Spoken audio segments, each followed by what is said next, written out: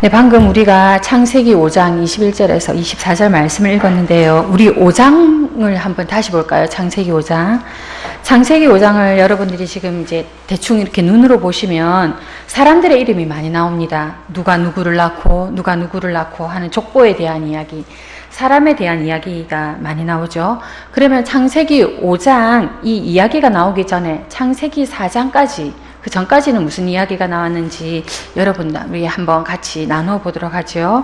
하나님께서 말씀으로 이 세상을 창조하신 이야기가 나오고 또 무엇보다도 복을 주시기 위하여서 또 하나님께서 영광과 찬미를 받기 위하여서 우리 사람 아담과 하와를 만드신 이야기들이 창세기에 나옵니다.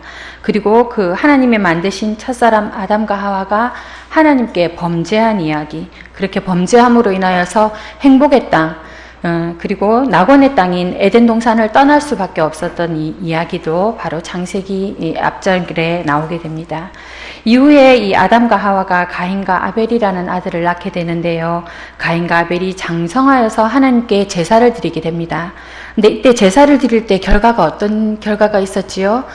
그 동생 아벨의 예배, 믿음으로 드렸던 아벨의 제사는 하나님께서 받으셨지만 형이 드렸던, 가인이 드렸던 믿음 없는 예배는 하나님께서 거절하신, 제사를 받지 않는 그런 이야기가 나옵니다. 이에 형 가인이 동생 아벨을 시기하여서 죽이는 이야기도 나옵니다. 하나님께서는 그 형 가인 앞에 모든 죄를 낱낱이 보이시고 심판을 명령하셨지만 또 한편으로는 가인이 다른 사람에게 해를 당하지 않도록 보호하는 표도 주신 것을 우리는 알 수 있습니다. 이후 가인이 하나님을 떠나서 에덴 동편 놋 땅에 거하여서 거기 성을 짓고 살았다라는 이야기가 있는데요. 창세기 4장 16절에 이렇게 표현되어 있습니다. 가인이 하나님 앞을 떠났다라고 이런 표현이 나오고 있습니다. 보이시죠? 이 표현은 이제 가인이 믿음의 길에서 떠나서 완전히 하나님 없는 삶을 살았다라는 것을 의미합니다. 여기 놋이라는 땅의 이름이 나오는데요. 이 놋이라는 이름이 바로 유리하다, 방황하다라는 그런 의미를 가지고 있습니다. 즉 우리는 이 구절을 통해서 무엇을 알 수 있냐면 하나님께서 이 가인이 하나님 없는 삶, 즉 유리하는 삶, 하나님이 없기 때문에 유리하는 삶, 하나님을 떠났기 때문에 방황하는 삶을 살았다는 것을 우리는 알게 됩니다. 그리고 가인의 이러한 삶, 방황하고 유리했던 이 삶, 이 가인만 그러한 삶을 산 것이 아니라 그의 자손들, 그의 후손들도 그러한 삶을 살았던 것을 우리는 알게 됩니다.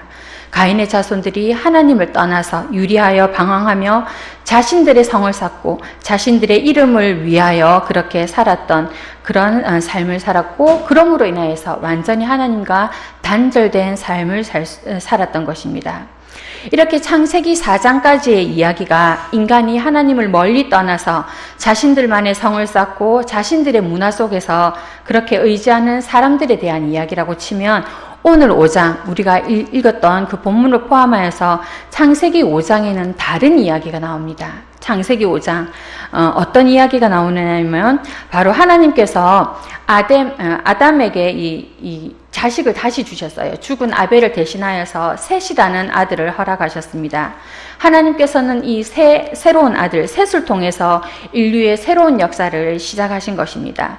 셋과 셋의 자손을 통하여서 오직 하나님을 신실하게 섬기는 자들, 하나님을 경외하였던 그 믿음의 사람들을 통하여서 다시 구속의 역사를 써가는 것이 창세기 5장에서부터의 내용이라고 할 수 있습니다. 우리 창세기 4장 26절 말씀을 잠깐 읽어보도록 하겠습니다. 창세기 4장 26절에 어떤 말씀이 있는지 보지요.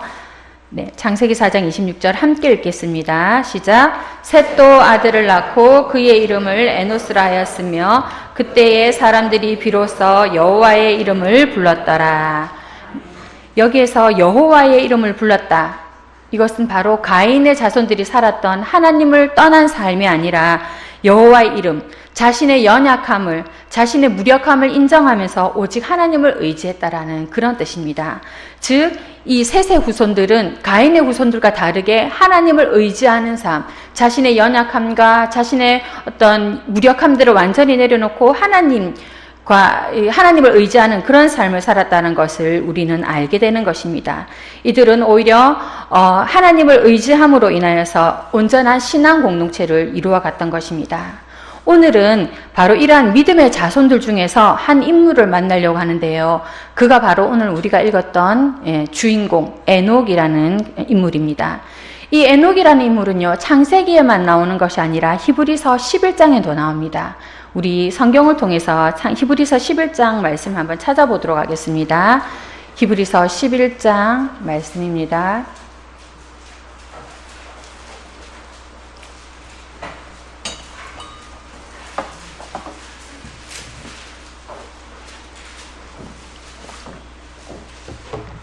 네, 히브리서 11장, 우리가 흔히 믿음장이라고 그렇게 별명이 붙여진 장인데요.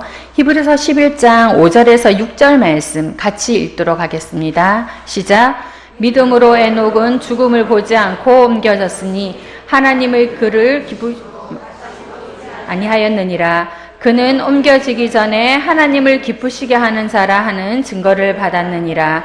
믿음이 없이는 하나님을 기쁘시게 하지 못하나니 하나님께 나아가는 자는 반드시 그가 계신 것과 또한 그가 자기를 찾는 자들에게 상 주시는 이심을 믿어야 할지니라.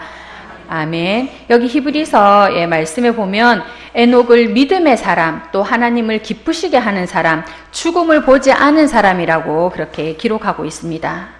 여러분, 우리들도 이러한 믿음의 성도, 하나님을 기쁘시게 하는 성도, 하나님께 나아가는 성도, 하나님이 살아계심을 우리가 온전히 믿는 성도, 무엇보다 하나님께서 상 주시는 이심을, 그런 분이심을 우리가 바라보는, 그런 하나님을 바라보는 성도들이 되어야 할 것입니다.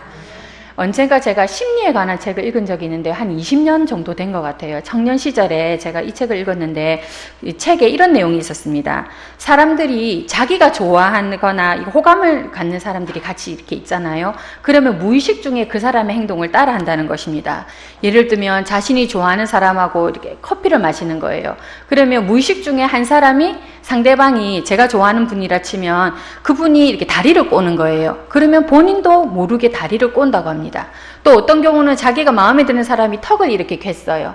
그러면 내가 그 사람한테 호감이 있으면 무의식적으로 따라하는데 턱을 이렇게 개는 경우도 있고 그렇다고 하더라고요. 어쨌든 이제 상대방의 그런 행동들을 무의식적으로 따라한다라는 그런 이제 책을 읽은 적이 있었는데요. 이 인간의 심리에 대한 그 여러 가지 해석 중에서 제 기억에 가장 남았던 부분이 바로 무엇이냐면 함께 걸어갈 때의 모습입니다. 연인들이 함께 걸어갈 때 한 사람이 이렇게 발을 오른쪽을 내면 그 상대방의 연인도 다시 오른쪽을 내밀고 또 이제 상대방이 왼쪽을 내밀면 또 그 연인이 왼쪽을 이렇게 내민다는 거예요. 물론 이제 이게 뭐 확실하게 100% 맞다고 할 수 없는데 제가 그 이야기를 그 책을 이제 읽고 나서 제가 이제 관찰을 하게 되는 겁니다. 어느 정도 이러한 정보를 가지고 나서 저한테 관찰을 하는데 습관 하나가 생긴 거예요. 즉 이제 길을 가다가 물이 지어가는 학생들을 보게 됩니다. 특별히 이제 여고생이라든지 아니면 연인들의 이제 걸음걸이를 보는 거예요. 그러면 서로가 오른발을 내밀고 있으면 저 둘이는 서로가 마음이 잘 맞구나. 또 저 친구들 여고생들이 참 이렇게 재밌게 얘기를 잘하는구나. 또 이렇게 보면 잘 맞는 것 같아요. 물론 이제 틀린 경우도 있지만 가끔 이제 그거 보면서 맞추는 재미도 쏠쏠하거든요. 그리고 부부가 이렇게 걸어가면서 서로 발이 안 맞다. 그러면 지금 서로 딴 생각을 하는구나. 이렇게 제가 생각하는 나름대로 그렇게 추측을 해보기도 합니다. 제가 이 말씀을 드리는 이유는 오늘 우리 5장 24절 창세기 5장에서 읽었던 이 에녹이 하나님과 동행했을 때 동행했다라는 의미가 바로 이런 의미가 아닐까 생각해 봅니다. 하나님께서 오른발을 내밀면 우리들 어떻게 해야 되겠죠? 오른발을 내밀고, 하나님께서 왼발을 내미시면 우리도 왼발을 내밀고, 하나님께서 천천히 걸으면 우리도 천천히 걸어야 되고, 하나님께서 빨리 걸으시면 우리도 빨리 걸어야 되고, 그것이 바로 동행한다라는 의미가 아닐까. 같은 속도, 같은 걸음, 같은 호흡, 그렇게 걷는 것이 동행의 참된 의미가 아닐까 생각해 봅니다. 아모스 3장에 보면 두 사람이 뜻이 같지 않은데 어떻게 동행하겠느냐라는 말씀이 있습니다. 즉, 이 말은 뜻이 같지 않으면 동행할 수 없다라는 것입니다.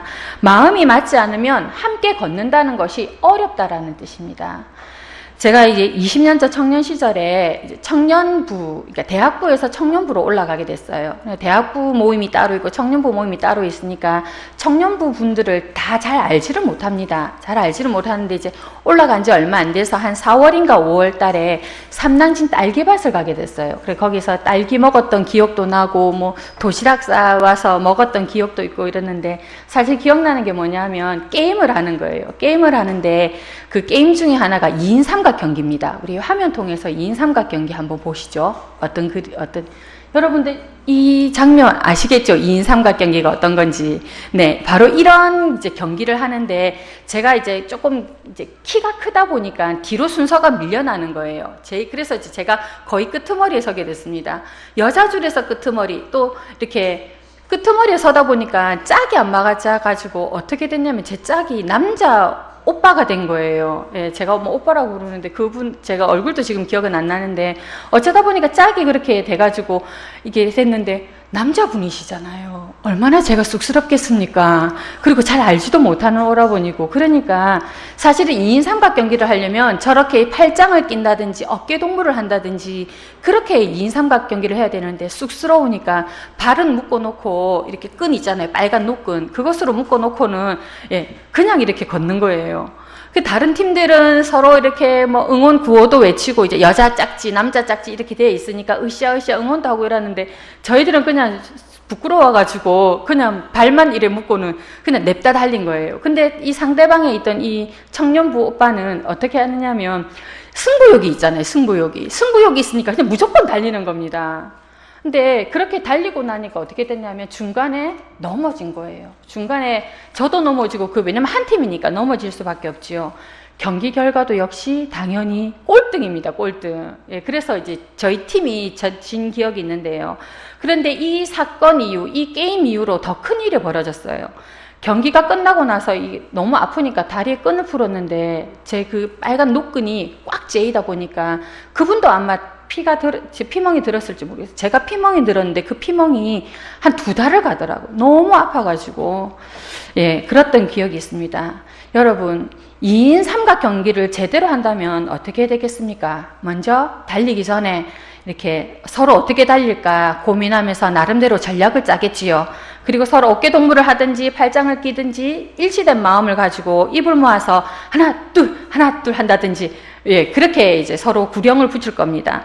달리면서 발도 맞추고 속도도 맞출 것입니다. 경기하는 동안 서로가 이렇게 마음이 맞고 또 속도가 맞고 으쌰으쌰 이렇게 뛰면은 얼마나 재밌겠어요. 참 기분이 상쾌할 겁니다. 경기 결과에 상관없이 내가 최선을 다해서 뛰었구나, 이 사람하고 마음을 잘 맞췄구나, 그런 것만으로도 굉장히 기쁜 이제 게임이 되지 않았을까라는 생각이 듭니다. 이제 화면 닫아주세요. 그런데 제대로 뛰지 못하면 어떻게 됩니까? 균형이 안 맞아서 넘어집니다. 다시 일어나려고 하다가 또 넘어지는 거예요. 짝지도 넘어지죠. 그러면 나중에 저처럼 이렇게 다리에 상처를 입게 되고 그 상처가 굉장히 오래 가게 됩니다. 그리고 속으로 이렇게 합니다. 왜 이런 짝지를 만났을까? 이런 짝지 아니고 좀 다른 짝지를 만났으면 더 좋았을 건데. 그러면서 서로 상대방에 대한 불신의 마음, 그런 것이 생기게 되는 것입니다. 여러분, 부부 생활도 마찬가지 아닙니까? 부부가 함께 걷는 인생의 길을 한번 생각해 보십시오. 상대방이 달리려고 하는 방향과 속도가 맞는지, 그거와 상관없이 자신의 속도, 자신의 방향만 생각한다면 올바른 부부 생활을 할 수가 없습니다. 하나, 둘 이렇게 구령을 맞추면서 마음을 맞추면서 그렇게 으쌰으쌰 서로 응원해야 되는데 서로 꿍해서 어떤 경우는 서로 침묵하거나 아니면 반대로 자신의 목소리만 먼저 내거나 크게 낸다면 소리도 안 맞고 마음도 안 맞고 속도도 안 맞고 방향도 맞을 수 없는 것입니다. 서로가 밀착되어 가지고 같은 호흡을 가지고 같은 마음을 가지고 그렇게 서로의 호흡을 느낄 때 이 부부 생활이 참다운 동행의 시간들이 될 수 있는 것입니다. 결혼 생활뿐만 아니지요. 직장 생활도 마찬가지입니다. 직장에서 사장님과 사원들이 서로 한 마음이 되지 않으면, 속도를 맞추지 않으면, 걸음을 함께 하지 않으면 그 사업체가 좋은 사업체라고 할 수 없습니다. 무엇보다 교회 생활도 마찬가지입니다. 성도 여러분, 여러분들은 동역자들과 어떻습니까? 2016년 교회 봉사하시면서 교회 사역하시면서 옆에 계신 분들과 어떻게 마음을 맞추셨고 어떻게 호흡을 하셨습니까? 서로 옆에 있는 동역자들하고 믿음의 걸음을 함께 하셨다고 그렇게 여러분들을 얘기하실 수 있겠습니까? 혹시 동역자들과 믿음의 걸음을 함께 하지 못함으로, 참다운 동행을 제대로 하지 못함으로 혹시나 그 동역자도 상처를 받고 나 스스로도 상처를 받은 그런 사역들을 하지는 않았는지 한번 우리가 우리 스스로를 되새겨 보아야 될 것입니다. 무엇보다도 우리가 2016년 이때까지 달려오면서 하나님과 어떻게 동행했는지, 그리고 남은 이 기간들을 또 이 2016년 기간뿐만 아니라 앞으로 인생에서 하나님과 어떻게 동행하실지 여러분들이 한번 생각해 보시기 바랍니다. 저는 에녹이 하나님과 동행했다, 이 동행했다라는 말을 들을 때마다 제가 경험했던 이 2인 삼각경기를 떠올리게 되는 것입니다. 2인 삼각경기를 제대로 하는 것처럼 그렇게 에녹이 하나님과 동행하지 않았을까 생각해 봅니다. 에녹이 그의 인생길에서 하나님과 함께 그렇게 마음을 맞추고 걸음의 속도를 맞추고 으쌰으쌰 달렸기 때문에 참 행복한 그러한 믿음의 생활을 하지 않았을까 생각해 봅니다. 여러분, 우리는 지금 하나님과 어떻게 동행하고 계십니까? 하나님과 어깨동무를 할 만큼, 하나님과 팔짱을 낀 만큼 그렇게 하나님과 가까운 거리를 유지하고 계신지 한번 살펴보십시오. 그리고 하나님이 한 발을 내디시면 나도 거기에 맞춰서 한 발을 내밀고 있는지, 하나님께서 어떤 경우는 속도를 늦추시는데 우리가 먼저 가려고 하는 경우가 있어요. 그러면서 얘기합니다. 하나님 너무 빨리 가지 마세요. 하나님 먼저 가시는데 우리가 속도를 늦춰가지고 하나님 너무 빨리 가지 마세요. 제가 지금 할 일이 너무 많아서 속도를 내기 힘듭니다. 이런 경우가 있고요. 또 어떤 경우는 하나님께서 속도를 늦추는데 내가 먼저 가고 싶은 마음이 있는 거예요. 비전도 있다 생각하고 또 이렇게 의욕도 있다 생각하면서 하나님 좀 빨리빨리 좀 갑시다. 마음이 급해요. 막 보이는 게 막 많거든요. 그러니까 얼른 가요. 막 이러면 될 것 같아요. 뭐 이러면서 그렇게 우리가 하나님보다 앞서가는 경우가 있지 않은가 생각해 봐야 될 것입니다. 우리가 하나님과 동행한다고 할 때 또 어떤 경우는 이런 경우가 있어요. 하나님께서 그저 손을 내밀어 주시면 내가 그 손을 잡고 간다라고 생각할 때가 있습니다. 그냥 하나님이 내 옆에 그냥 있어주는 것, 그것이 동행이라고 생각하는데 그것은 성숙한 동행이라고 할 수 없습니다. 하나님과 동행한다라는 것은 단지 하나님 옆에 있다라는 것이 아니라, 또 하나님이 나와 그냥 함께 있다라는 것이 아니라 하나님과 생각이 맞는지, 하나님과 호흡이 맞는지, 하나님과 비전이 맞는지, 하나님과 생활하는 것이 맞는지를 우리가 살펴보아야 되는 것입니다. 길을 걷다 보면요, 특별히 이렇게 5살, 6살 된 어린애들이 부모님과 함께 길을 가는 장면을 볼 수 있습니다. 그런데 이 어린아이들은요, 특징이 부모님, 어머님하고 속도를 잘 안 맞추세요. 어떻습니까? 어떨 때는 엄마는 갈 길이 바빠요. 뭐 시장을 간다든지 마트를 간다든지 바쁜데 꼭 그렇게 딴짓을 합니다. 엄마가 뭐 불러 빨리 와 이렇게 해도 엄마 잠깐만 이런다든지 어디 한 곳에 한눈이 팔려가지고 어머니의 목소리가 들리지 않는 거예요. 그러면 어머니가 속상하죠. 또 반대로 어떤 경우가 있습니까? 이렇게 나란히 잘 가고 싶은데 뭐 앞서서 가는 경우가 있어요. 신이 나가지고. 그러면 부모님 입장에서는 걱정이 되는 거예요. 혹시 사람들하고 부딪힐까? 혹시 차에 부딪힐까? 하는 경우가 있는 것입니다. 마트를 간다든지 놀러 갈 때 이 어머니, 부모님들이 이 자기 자녀와 속도를 맞추는데 얼마나 신경을 쓰는지 모릅니다. 그런데요, 이 아이가 성장하면 다릅니다.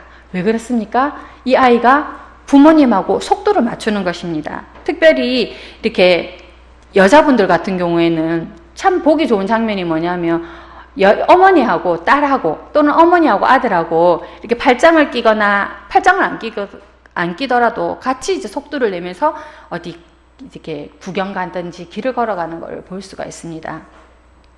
우리가 아직 하나님과 온전한 동행을 하지 못하는 이유가 무엇입니까? 우리가 아직 성숙하지 못했기 때문입니다. 우리가 아직 성숙한 동행을 하지 못했기 때문에 우리가 온전한 동행을 하지 못하는 것입니다. 하나님께서 여전히 어떤 경우에는 안타깝게 우리의 걸음이 빨라지기를 그렇게 기다리시는 경우가 있고, 또 어떤 경우에는 우리의 속도가 조금 더 늦춰지기를 바라는 그런 것도 있을 수가 있는 것입니다. 그러므로 여러분 잘 성장해야 되는 것입니다. 하나님을 계속 기다리게 하는 그런 어린아이가 아니라 우리가 잘 성장하여서 부모님의 마음을 잘 헤아리듯이 하나님의 마음을 잘 헤아리고 하나님과 같은 생각을 가지고 하나님과 같은 비전, 하나님과 같은 마음을 가지고 그렇게 하나님과 동일한 걸음을 걸어야 되는 것입니다. 그렇게 이 부모님과 이렇게 잘 성장한 자녀가 팔짱을 끼고 그렇게 쇼핑을 하듯이 우리도 하나님과 그렇게 팔짱을 끼고 이 세상을 좀 멋지게 또 기분 좋게 쇼핑을 했으면 좋겠다라는 그런 생각이 듭니다.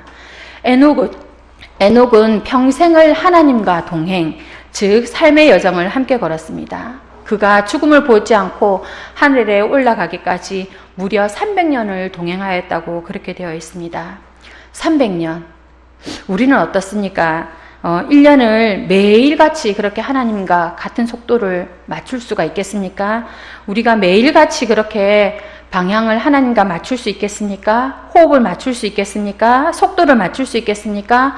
즉 성숙한 동행을 할 수 있겠습니까? 할 수 있습니다. 왜냐하면 우리 안에 그러한 믿음이 있기 때문입니다. 이렇게 에녹이 하나님과 동행할 수 있었던 이유, 그가 성숙한 동행을 할 수 있었던 이유, 바로 성경에서는 아까 우리가 읽었던 히브리서 11장에 보면 그가 믿음 때문에 성숙한 동행을 했다고 말하고 있습니다. 에녹이 인생길을 걸으면서 얼마나 많은 어려움, 얼마나 많은 고민들, 얼마나 많은 그 삶의 두려움 가운데 있었겠습니까? 그러나 그럼에도 불구하고 그는 창조주 하나님, 능력의 하나님, 그 하나님이 계신 것을 믿고 그 하나님을 찾을 때 하나님께서 모른 척하지 않으시고 자기를 찾는 자에게 상을 주신다라는 것을 그가 믿었기 때문입니다. 그 믿음 때문에, 그 하나님을 신뢰함 때문에 에녹은 하나님과 온전한 동행을 하였던 것입니다. 우리가 하나님과 한 마음, 한 뜻, 한 호흡, 한 걸음을 걸어가는 것에 가장 중요한 것은 바로 그 걸음에 하나님을 향한, 우리를 인도하시는 그 하나님을 향한, 우리와 동행하시는 하나님을 향한 믿음이 있어야 되는 것입니다. 그 걸음에 하나님을 향한 신뢰가 있어야 되는 것입니다. 우리가 조금 후에 찬송가 430장을 부를 건데요. 우리 찬송가 430장 가사를 한번 보지요. 찬송가 430장 1절 가사가 이렇게 되어 있습니다. 주와 같이 길 가는 것 즐거운 일 아닌가. 우리 주님 걸어가신 발자취를 밟겠네. 3절 가사는 이렇습니다. 꽃이 피는 들판이나 험한 골짜기라도 주가 인도하는 대로 주와 같이 가겠네. 한 걸음 한 걸음 주와 함께, 주 예수님과 함께 날마다 우리 걸으리. 이렇게 되어 있는데요. 우리가 찬송만 이렇게 부는 것이 아니라 우리의 삶이 바로 이러한 고백이 되어야 하는 것입니다. 주님과의 온전한 동행을 통하여서 우리가 어떤 길을 가든지 그 길이 어떤 길이든지 주님이 함께 하시기 때문에 그 길이 바로 행복한 길, 그 길이 유쾌한 길, 그 길이 생기가 넘치는 것입니다. 찬양의 가사를 자세히 보시면 그 꽃이 피는 들판만 가기 때문에 우리가 좋은 인도함을 받는다 이렇게 되어 있지 않습니다. 험한 골짜기라도 주가 인도하시면 간다. 험한 골짜기지만 주님이 동행하기 때문에 주님과 함께 내가 온전한 걸음을 맞추기 때문에 방향을 맞추기 때문에 속도를 맞추기 때문에 그것이 행복한 길이 될 수 있다라고 찬양의 가사는 얘기하고 있는 것입니다. 그 길이 꽃향기 가득한 길이라도 또는 그 길이 반대로 이 얼음 빙판길 같은 또는 아주 험한 골짜기 위태한 길 가시밭길이라도 사랑이신 그분과 함께 걷기에, 그 사랑이신 그분과 함께 호흡하기 때문에, 그분과 같이 속도를 맞추기 때문에, 그분과 함께 팔짱을 끼기 때문에, 같이 있는 것을 경험하고 느끼기 때문에, 그렇기 때문에 그 길이 어렵고 험난한 길이라도 유쾌하고 생기 있는 길이 될 수 있는 것입니다. 우리 모두 그러한 인생의 길을 걸었으면 좋겠습니다. 그러기 위해 필요한 것, 무엇보다 온전한 동행, 성숙한 동행, 그것이 필요한 것입니다. 우리가 온전한 동행, 성숙한 동행을 하나님과 함께함으로 멋진 그런 동행의 길을 함께 했으면 좋겠고, 무엇보다도 우리 부부가, 또 우리 사업터가, 또 무엇보다도 우리 교회 모든 성도들이 함께 서로 동력할 때에 그러한 멋진 동행이 되어서 하나님께 영광이 되는 그런 교회가 되었으면 좋겠습니다. 기도하겠습니다. 하나님, 세상의 사람들이 가인의 후손들처럼 저마다의 성을 쌓고 그렇게 자신을 의지하여 살았지만 우리 구남교회 성도들은 하나님만을 의지하여 붙들게 하여 주시옵소서. 셋의 자손들이 그렇게 하나님과 동행하였듯이 에녹이 하나님과 그렇게 동행하며 하나님을 의지하였듯이 우리도 그렇게 동행하기를 원합니다.